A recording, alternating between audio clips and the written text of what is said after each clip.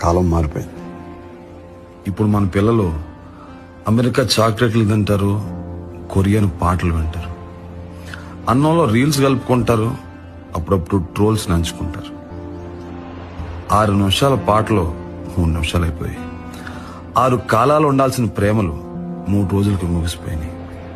గొప్పగా సంపాదనలు, చప్పగా సంసారాలు. తినడానికి టైం లేదు, పడుకుంటే నిద్ర రాదు. ఒళ్ళంతా తెలియని నీరసం, ఆత్మకి ఏదో ఆయాసం. ఆనందం లేదు, తృప్తి లేదు.